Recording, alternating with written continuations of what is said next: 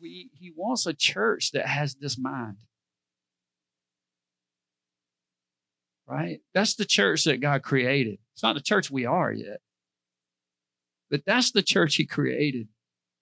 It's the people that are really willing to go all the way. They see their life as a sacrifice. Doesn't mean it necessarily will be in terms of physical death, but you will definitely sacrifice some things if you're following Christ.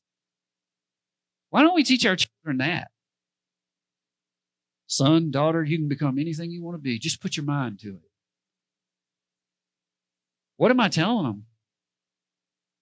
Don't worry about what God created you to be. Don't worry about what the second birth has called you and gifted you and anointed you. Don't worry about the purpose God had for you before the foundation of the world. Just whatever you see out in the world that looks like what you feel like you ought to be. Just put your mind to it and you can do it.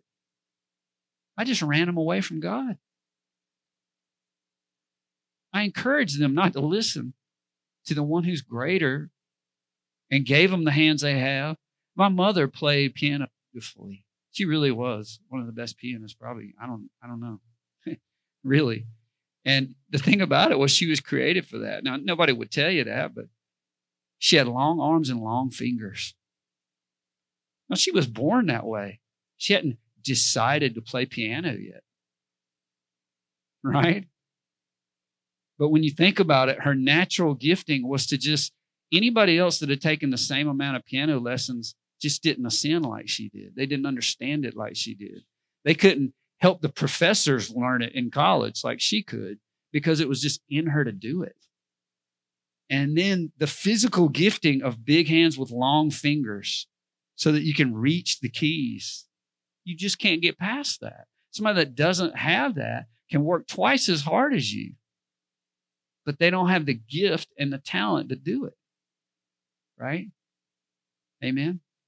So I'm encouraged. What if somebody encouraged her? Yeah, just go do what go be a salesperson.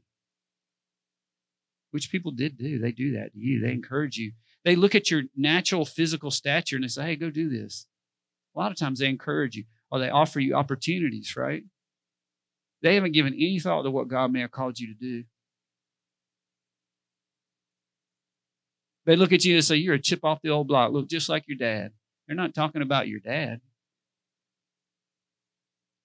They're talking about your dad.